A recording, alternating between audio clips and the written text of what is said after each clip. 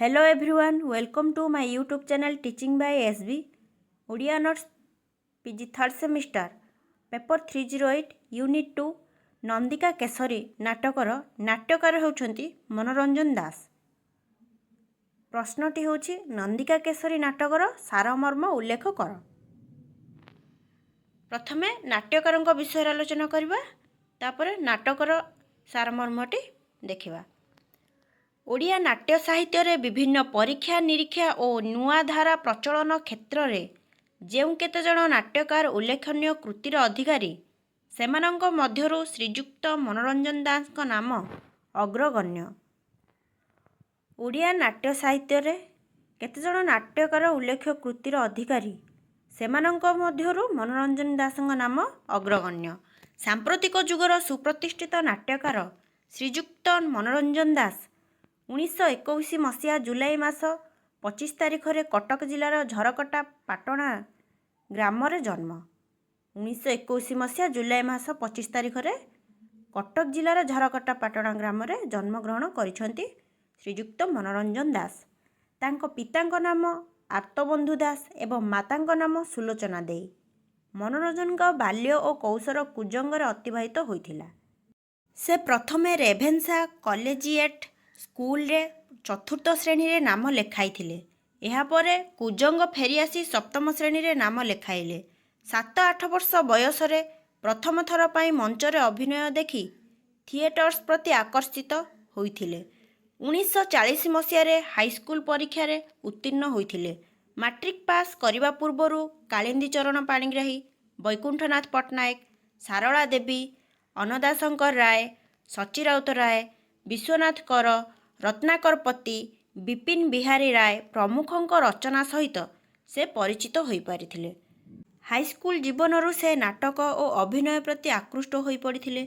High school शिक्षा शेष करी उच्च शिक्षा पाई से कटकर रेभेन्सा कॉलेज रे नाम लेखाइथिले। स्कूल जीवनर अंकुरित आकांक्षा कॉलेज रे व्यापक परिसर भितर विकास लाभ करिवार सुजोग लाभ पाइला एवं एक उज्जवल नाट्यकार जीवनर शुभारंभ रूपे 1942 मसीह श्री दासंक लेखनी जन्म नेला नाटक रात्रि। हाईस्कूल शिक्षा शेष करिवा परे से उच्च शिक्षा पाए रेभेन्सा कॉलेज रे नाम लेखाइथिले।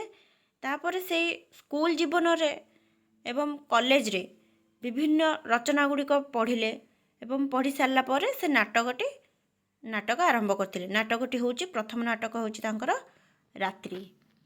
से यौवनर प्रारंभ रे लेखनी चालना करथिले। रात्रि, जन्ममाटी, यौवन, उपेन्द्र भंज, बक्सी जगबंधु, अगस्ट 9, आगामी, अरण्य फसल, अवरोधी, बनहंसी, काठघोड़ा, नंदिका केसरी, क्लांत प्रजापति, अमृतस्य पुत्र, महासमुद्र, शब्दलिपि, उर्मी प्रभृति। नाट्यकार मनोरंजन दास अरण्य फसल नाटक पाई केंद्र साहित्य एकाडेमी पुरस्कार सह 1978 रे ओडिया संगीत नाटक एकाडेमी पुरस्कार मध्य लाभ करथिले। 1990 मसीह रे तांकर रचित नाटक नंदिका केसरी रचना पाई सारला पुरस्कार प्रदान करा जायथिला। नंदिका केसरी नाटक पाई सारला पुरस्कार प्रदान करा जायथिला। नाट्यकार तांको जीवन रे बहु पुरस्कार अर्जन करथिले। नंदिका केसरी रो विषय किछि एठी लेखा आइछि आलोचना करिबा। मनोरंजन दासंक द्वारा रचित नाटक नंदिका केसरी ऐतिहासिक और किंवदंती तथा लोकविश्वास को आधार करी रचित। एई जो नंदिका केसरी नाटकटी मनोरंजन दास जो लिखिछंती ताहा ऐतिहासिक किंवदंती तथा लोकविश्वास को आधार करी लिखिछंती। नंदिकार नाम इतिहास पृष्ठारे नाही। नंदिका एक किंवदंतीर चरित्र, मात्र चोड़गंग देव इतिहासर चरित्र। द्वादश शताब्दीर प्रथम भागरे चोड़गंग देव कलिंगरू आसी उत्कल आक्रमण करथिले। ऐतिहासिक तत्व और घटना अनुसारे नाटकर घटनावली को संपूर्ण विश्वास करागले भी अविश्वासर छाप केउठी रहीगला परी मने हुए। नाटकरे स्थान पाइथिबा बिड़ानासी कटकर उत्तर रे महानदी और दक्षिण रे काठजोड़ी प्रवाहित। बिड़ानासी कटकर उत्तर रे महानदी और दक्षिण रे काठजोड़ी नदी प्रवाहित। चोड़गंग देव काठजोड़ीर दक्षिण पार्श्व शिविर स्थापन करथिले। କାଠଯୋଡ଼ିର ଉତ୍ତର ପାର୍ଶ୍ୱରେ ବାରଣାସୀ କଟକ, ଯାହାକି ବିଡ଼ାନାସୀ ଦୁର୍ଗରେ ରହୁଥିଲେ ରାଜା ସୁବର୍ଣ୍ଣକେଶରୀ। ଚୋଡ଼ଗଙ୍ଗଦେବ କେଉଁଠି ରହୁଥିଲେ ନା ଦକ୍ଷିଣର ପାର୍ଶ୍ୱରେ ଶିବିରଟି ଥିଲା ଏବଂ କାଠଯୋଡ଼ିର ଉତ୍ତର ପାର୍ଶ୍ୱରେ ଯାହାକି ବିଡ଼ାନାସୀ, ବାରଣାସୀ କଟକ ବିଡ଼ାନାସୀ ଯାହାକି ଦୁର୍ଗ, ସେଇଠାରେ ରହୁଥିଲେ ରାଜା ସୁବର୍ଣ୍ଣକେଶରୀ। ଉଭୟ ରାଜାଙ୍କ ମଧ୍ୟରେ ତାରତମ୍ୟ ଓ ପ୍ରତିବନ୍ଧକ ଥିଲା କାଠଯୋଡ଼ି ନଦୀ। କିମ୍ବଦନ୍ତୀ ଅନୁସାରେ ବାହ୍ୟ ଶତ୍ରୁ ଆକ୍ରମଣରୁ ରକ୍ଷା ପାଇବା ଲାଗି ରାଜା ସୁବର୍ଣ୍ଣକେଶରୀ ଦୁର୍ଗଦ୍ୱାର ବନ୍ଦ କରିଦେଇଥିଲେ। ଦୁର୍ଗଦ୍ୱାର ବନ୍ଦ କରି ଗଡ଼ଚଣ୍ଡୀଙ୍କୁ ଆରାଧନା କରି ପାଇଥିଲେ ଜୈତ୍ରମଣି। ଯେତେଦିନ ପର୍ଯ୍ୟନ୍ତ ଜୈତ୍ରମଣି ତାଙ୍କ ପାଖରେ ଥିବ, ଶତ୍ରୁମାନେ ତାଙ୍କୁ ଯୁଦ୍ଧରେ ପରାସ୍ତ କରିପାରିବେ ନାହିଁ। ଅପରାଜୟ ରାଜା ଭାବେ ତାଙ୍କ ପରିଚୟ ଅତୁଟ ରହିବ। ରାଧାନାଥ ରାୟଙ୍କ ଦ୍ୱାରା ରଚିତ ନନ୍ଦିକେଶରୀ ଏକ ପ୍ରେମ ଯୁଗଳ କାବ୍ୟ। କାବ୍ୟର ବିଷୟବସ୍ତୁରେ ଇତିହାସ ଓ କିମ୍ବଦନ୍ତୀର ସମ୍ମିଳନରେ କଳ୍ପନାର ତରଙ୍ଗ ବାସ୍ତବ ପରି ହୃଦ୍ବୋଧ ହୋଇଛି।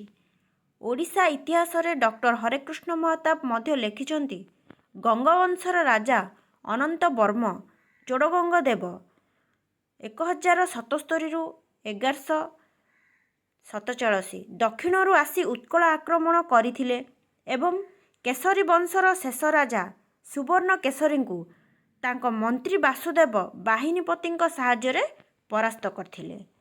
ଏବେ ଯାହା ଆମେ ଆଲୋଚନା କରିଲୁ ସେଇଟା ବିଷୟ ପ୍ରବେଶ ଥିଲା। ବର୍ତ୍ତମାନ ସାରମର୍ମ ଦେଖିବା। ନନ୍ଦିକା କେଶରୀ ନାଟକର ନାୟିକା ନନ୍ଦିକା, ରାଜତନୟା ନନ୍ଦିକା ଉତ୍କଳର ସମ୍ରାଟ ରାଜା ସୁବର୍ଣ୍ଣକେଶରୀଙ୍କର ଦୁହିତା। ନନ୍ଦିକା ନନ୍ଦିକା କେଶରୀ ନାମରେ ପରିଚିତ। ଦୁହିତା ଅର୍ଥାତ୍ ଝିଅ, ଯାହାକି କୁହାଯାଏ ଦୁହିତା, ଦୁଇ କୂଳକୁ ହିତା, ଝିଅକୁ ଦୁହିତା କୁହାଯାଏ।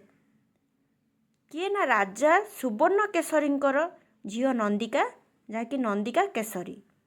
ରାଜାର ଦୁଲାଳି ନନ୍ଦିକା, ସାମନ୍ତର କନ୍ୟା ନନ୍ଦିକା, ଚଷାର ଝିଅ ନନ୍ଦିକା। ନନ୍ଦିକା ବି ହୋଇପାରେ ଯେକୌଣସି ଝିଅର ନାଁ। ଅତୀତର, ଭବିଷ୍ୟତର, ବର୍ତ୍ତମାନର। ସତ୍ୟ ଆଉ ମାନବିକତା ଯେଉଁଠି ଅର୍ଥହୀନ, ସେଠି ଜୀବନର ଅନ୍ୟ ନାମ ମୃତ୍ୟୁ। ନିରୁପାୟ ସେ ମୃତ୍ୟୁ। ମୃତ୍ୟୁ ଯେଉଁଠୁ ନିରୁପାୟ, ଖ୍ୟାତି ବା କଳଙ୍କ, ସେଠି ଅର୍ଥହୀନ। ନାଁ ଯେତେବେଳେ ଜଣକର ନନ୍ଦିକା, ସେତେବେଳେ ଗୋଟିଏ ମାତ୍ର କାମ ତାକୁ କରିବାକୁ ଥାଏ। ଆଲୋଚ୍ୟ ନାଟକରେ ସ୍ଥାନ ପାଇଥିବା ମୁଖ୍ୟ ଚରିତ୍ରମାନଙ୍କ ମଧ୍ୟରେ ଚୋଡ଼ଗଙ୍ଗଦେବ, ସୁବର୍ଣ୍ଣକେଶରୀ, ନନ୍ଦିକା, ବାସୁଦେବ। ଅନ୍ୟାନ୍ୟ ଗୌଣ ଚରିତ୍ରମାନଙ୍କ ମଧ୍ୟରେ ପୁରୋହିତ, ବୈଶ୍ୟ, ଚମୁପତି, ସୂତ୍ରଧର, ଗାୟକ, କାଳିଆ ଓ ପଞ୍ଚୁଆ। ଏଇଠାରେ ମୁଖ୍ୟ ଚରିତ୍ର ହେଉଛନ୍ତି ଚୋଡ଼ଗଙ୍ଗଦେବ, ସୁବର୍ଣ୍ଣକେଶରୀ, ନନ୍ଦିକା, ବାସୁଦେବ। ଆଉ ଯେଉଁ ଅନ୍ୟାନ୍ୟ ଗୌଣ ଚରିତ୍ରମାନେ ଅଛନ୍ତି ପୁରୋହିତ, ବୈଶ୍ୟ, ଚମୁପତି, ସୂତ୍ରଧର, ଗାୟକ, କାଳିଆ ଓ ପଞ୍ଚୁଆ। କିମ୍ବଦନ୍ତୀ ଆଉ ଇତିହାସର ଚରିତ୍ରରେ ନନ୍ଦିକା ଯାହା ହେଉନ୍ତୁ ନା କାହିଁକି, ନାଟ୍ୟକାର ନନ୍ଦିକା ଚରିତ୍ର ମଧ୍ୟରେ ଅତୀତ, ବର୍ତ୍ତମାନ ଓ ଭବିଷ୍ୟତର ପ୍ରତୀକ ଭାବେ ନନ୍ଦିକାର ଚରିତ୍ରକୁ ସୁନ୍ଦର ଭାବେ ଗଢ଼ି ତୋଳିଛନ୍ତି। ଐଶୀଶକ୍ତି ବଳରେ ବଳୀୟାନ ସୁବର୍ଣ୍ଣକେଶରୀ। ଉତ୍କଳର ରାଜା ସେ। ଅଖଣ୍ଡ ଉତ୍କଳର ସାମ୍ରାଜ୍ୟକୁ ସୁରକ୍ଷା ଦେବା ତାଙ୍କର ଧର୍ମ। ଅପରପକ୍ଷରେ ଚୋଡ଼ଗଙ୍ଗଦେବ କଳିଙ୍ଗରୁ ଆସି ଉତ୍କଳକୁ ଅଧିକାର କରିବା ପାଇଁ ବ୍ୟଗ୍ର। କାଠଯୋଡ଼ି ନଦୀ ଓ ନଦୀର ଉତ୍ତର ପାର୍ଶ୍ୱ ଏବଂ ଦକ୍ଷିଣ ପାର୍ଶ୍ୱର ସୀମାରେଖା ମଧ୍ୟରେ ସୁବର୍ଣ୍ଣକେଶରୀ ଓ ଚୋଡ଼ଗଙ୍ଗଦେବଙ୍କ ମଧ୍ୟରେ ସମରସଜ୍ଜା, ଯୁଦ୍ଧ, ସୈନ୍ୟସାମନ୍ତ ନିଯୁକ୍ତିର ଉପଚାର ନାଟକରେ ଦୃଶ୍ୟମାନ ହୁଏ। ନନ୍ଦିକା କେଶରୀ ରାଜାର ଦୁହିତା ହେଲେ ମଧ୍ୟ ଯୁଦ୍ଧକୁ ସେ ଘୃଣା କରନ୍ତି। ସେ ଚାହାନ୍ତି ଶାନ୍ତି। ଶାନ୍ତି ମୈତ୍ରୀର ପ୍ରତୀକ ଭାବେ ନନ୍ଦିକାର ଚରିତ୍ର ନାଟକରେ ବର୍ଣ୍ଣିତ। ପିତା ସୁବର୍ଣ୍ଣକେଶରୀଙ୍କ କାର୍ଯ୍ୟକଳାପକୁ ସେ ନିନ୍ଦା କରେ। କିଏ ନା ନନ୍ଦିକା କେଶରୀ। ଉଭୟ ରାଜାଙ୍କ ମଧ୍ୟରେ ଶାନ୍ତିର ମିଳନ ପର୍ବକୁ ସେ ଅପେକ୍ଷା କରେ। କୌଶଳକ୍ରମେ ବାଲ୍ୟ ସାଥୀ ବାସୁଦେବଙ୍କୁ ଚୋଡ଼ଗଙ୍ଗଦେବଙ୍କ ପାଖୋକ୍ତ ଶାନ୍ତିର ବାର୍ତ୍ତା ଦେଇ ପ୍ରେରଣା କରେ। ପିତାଙ୍କର ରକ୍ଷାକବଚ ଜୈତ୍ରମଣିକୁ ଚୋରାଇ ଆଣି ଶତ୍ରୁର ଶିବିରରେ ପହଞ୍ଚିଯାଏ ଅନ୍ୟାୟ ଅଧର୍ମ ନିରୀହ ପ୍ରଜାମାନଙ୍କୁ ଜୋର ଜବରଦସ୍ତ ସୈନିକ ସଜାଇବାକୁ ସେ ଚାହେଁ ନାହିଁ। ପରିସ୍ଥିତିରେ ପଡ଼ି ବାସୁଦେବ ପରିବର୍ତ୍ତନ ହୋଇଯାଏ। ଚୋଡ଼ଗଙ୍ଗଦେବଙ୍କ ମନ୍ତ୍ରୀ ହେବା ଆଶାରେ ନନ୍ଦିକାକୁ ଦେଇଥିବା ପ୍ରତିଶ୍ରୁତି ମଧ୍ୟ ଭୁଲିଯାଏ। ଚୋଡ଼ଗଙ୍ଗଦେବ ଶୌର୍ଯ୍ୟ, ବୀର୍ଯ୍ୟ, ଅସାଧାରଣ କ୍ଷମତା ଓ ଦକ୍ଷତାକୁ ସମ୍ମାନ ଦିଏ ନନ୍ଦିକା। ଚୋଡ଼ଗଙ୍ଗଦେବ ନନ୍ଦିକାକୁ ନିଜ ଶିବିରରେ ଦେଖି ଆଶ୍ଚର୍ଯ୍ୟ ପ୍ରକଟ କରନ୍ତି। ଚୋଡ଼ଗଙ୍ଗଦେବଙ୍କ ଇଙ୍ଗିତରେ ବାସୁଦେବ ପଞ୍ଚୁଆକୁ ହତ୍ୟା କରେ। ପଞ୍ଚୁଆର ହତ୍ୟା ଖବର ପାଇ ନନ୍ଦିକାର ମନରେ ଥିବା ବିଶ୍ୱାସ ଭାଙ୍ଗିଯାଏ। ଉଭୟ ରାଜାଙ୍କ ମଧ୍ୟରେ ସନ୍ଧି କରି ଶାନ୍ତି ଫେରାଇ ଆଣିଥିବା ପ୍ରସ୍ତାବକୁ ଚୋଡ଼ଗଙ୍ଗଦେବ ଅସ୍ୱୀକାର କରନ୍ତି।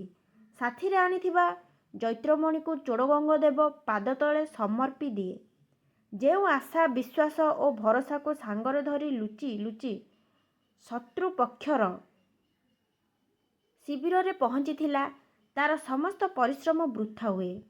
ରାଜ୍ୟ ରାଜ୍ୟ ମଧ୍ୟରେ, ଦେଶ ଦେଶ ମଧ୍ୟରେ ଯେଉଁ ଯୁଦ୍ଧର ଭୟାବହତା ନିରୀହ ଜନସାଧାରଣଙ୍କ ଜୀବନକୁ ବିପର୍ଯ୍ୟସ୍ତ କରୁଛି, ତାକୁ ବନ୍ଦ କରିବାର ଆଶା ନନ୍ଦିକା ମନରେ ଥାଏ।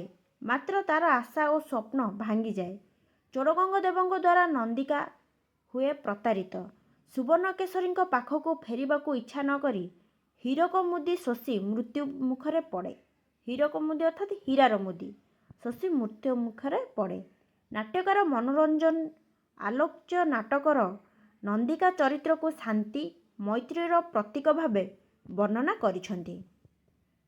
ଏହା ଥିଲା ନନ୍ଦିକା କେଶରୀର ନାଟକର ସାରମର୍ମ।